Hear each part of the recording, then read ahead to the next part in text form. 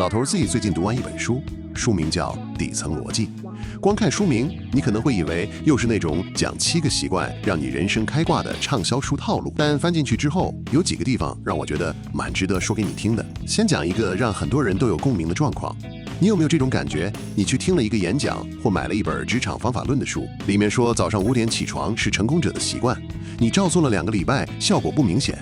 然後又看到一個說番茄鐘工作法讓你效率翻倍，你試了也沒太大感覺。這類方法我試過不少，最後發現一個問題：這些方法在別人身上有效，不代表在你身上也有效，因為你跟那個人所處的環境不一樣。劉潤在底層邏輯裡說得很直接，方法論是會過時的，因為方法論是底層逻輯加上環境變數的結果。環境改變了，原本有效的方法就失效了。那些早起的成功者，他們的底層邏輯是控制自己的時間節奏。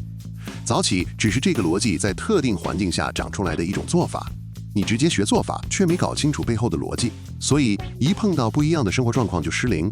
如果你只學方法，你永遠在追着別人的尾巴跑。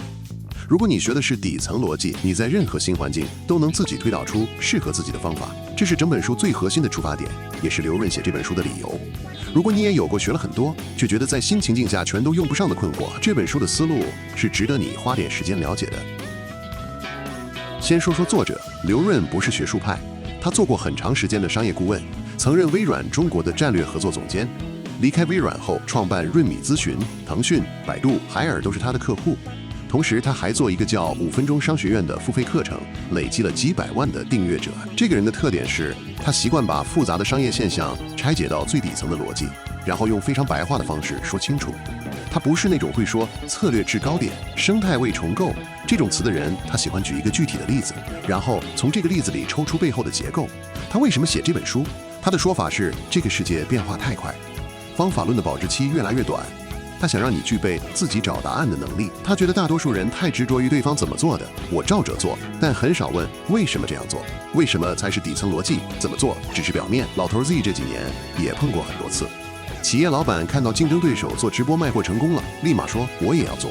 但競爭对手之所以成功，是因為他們的產品適合即興決策，他們有感染力的主播，足夠的庫存，這些條件缺一不可。方法可以模仿，條件不一定能複製。劉潤這本書想解決的就是這個只看到方法沒看到條件的認知盲區。他把書分成幾個大面向：是非對錯的邏輯、思考問題的邏輯、個體進化的邏輯、理解他人的邏輯，還有社會協作的邏輯。今天老頭 Z 主要聊其中我覺得最有意思的幾個部分。這本書不難讀，章節是獨立的，你可以碎片化閱讀，但老頭 Z 覺得從頭讀一遍效果比跳着讀好很多，因為他後面的章節其實都建立在第1章那個公式上。這是全書讓老頭 Z 覺得最有意思的一個章節。劉潤說，對同一件事，不同的人有不同的對錯觀，而且每一種都有他自己的邏輯，沒有一種是絕對正確的。他舉出3種：法學家的對錯觀、經濟學家的對錯觀、商人的對錯觀。法學家的對錯觀看的是規則和事實，有沒有違法，有沒有過失，責任歸屬在哪裡。這種視角在法庭上是有用的，他清楚有邊界。經濟學家的對錯觀看的是社會總成本，誰承擔這件事的代價最小，社會損失怎麼降到最低。這種視角比較冷靜，但有時候顯得沒有人情味。商人的對錯觀這個比較特別，商人的邏輯是誰的損失大就是誰的錯。一開始看到這個，老頭 Z 的直覺反應是這也太不公平了吧，明明是別人害你還說你的錯。但劉潤說的意思不是道德意義上的誰造成的，而是誰最有動力去解決這個問題。如果一件事讓你損失最大，而你坐着等別人來補救，等待的時間裡你再繼續損失。商人的邏輯是我不管是誰的錯，我先想的是怎麼讓自己的損失停下來，讓問題被解決。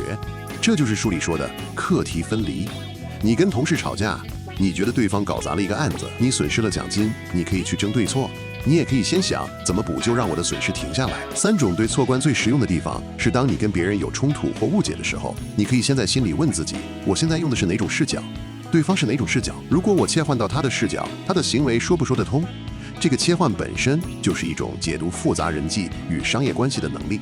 很多時候你覺得對方不可理喻，只是因為你們用的是不同的對錯觀在說話。老頭 Z 再補充一個書裡的概念，這個跟對錯觀有關係。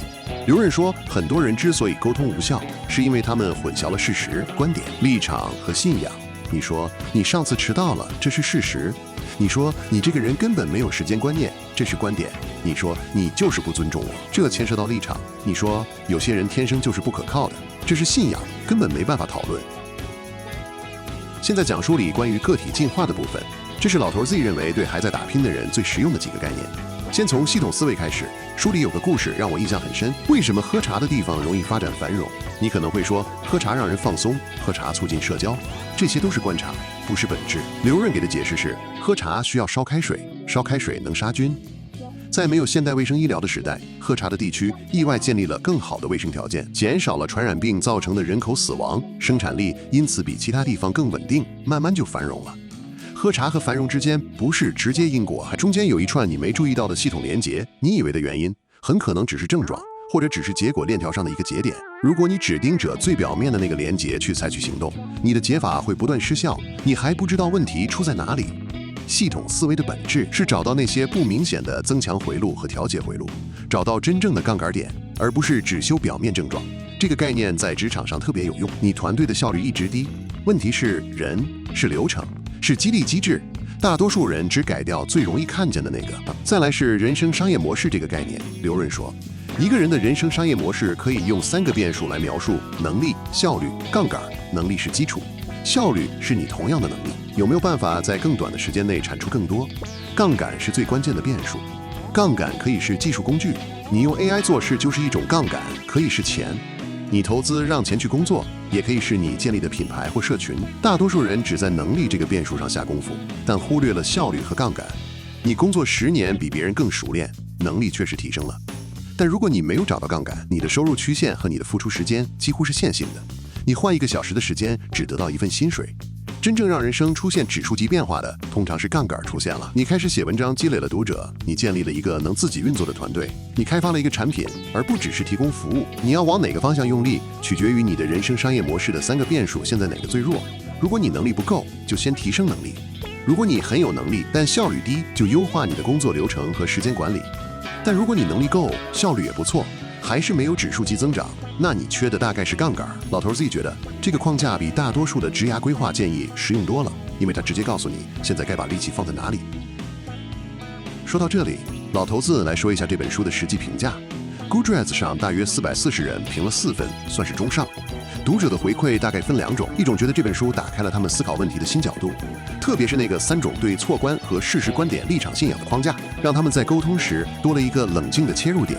另一種讀者主要是長期追蹤劉潤的人，覺得書裡的內容和他的課程有不少重疊。如果你已經聽了他很多課，這本書的新鮮感會比較有限。還有一種批評老頭自己覺得說的也有道理，書裡某些地方對效率和結果的強調，給人一種什麼都要可量化、可最佳化的感覺，好像人際關係和情感都是需要優化的系統。這種思維如果過度使用，確實會讓人的眼界縮窄，把所有問題都變成工具問題，而忽略了一些無法計算的東西。老頭 Z 的建議是，把這本書當工具書，而不是人生哲學課本。裡面的框架是幫你看清楚一些平常看不清楚的結構，但生活裡很多重要的事兒，不應該也不需要通過底層邏輯來做決策。誰最適合讀這本書？如果你正在一個轉型期，職場要從執行者變決策者，你需要的就是這類思維框架。如果你是創業初期，發現自己很努力，但方向感很模糊，這本書可以幫你停下來想想，你現在解決的問題是不是真正的問題，還是只是症狀。如果你是一個很喜歡讀書的人，但常常讀完了方法論就忘記用，或者換個環境就不知道怎麼套，這本書的第1章就值得你多讀幾遍。老頭 Z 自己的結論是，這本書不是神作，但書裡有幾個框架確實是很好用的思考工具，特別是3種對錯觀和系統思維那2個部分。如果你是那種已經讀了很多商業書，覺得越讀越模糊的人，這本書反而可以幫你把之前散落的概念整理清楚。這本書在博客來、誠品各大書店都有，感興趣的話可以去翻翻看。你有讀過底層邏輯嗎？還是讀過劉潤的其他書？留言告訴老頭 Z， 你覺得書裡哪個概念最讓你有感覺？或者你覺得哪個說法你不太認同？老頭 Z 真的很喜歡在留言區和你聊。如果這支影片對你有幫助，幫我按個讚，讓更多想認識這本書的人有機會看到。我們下次見。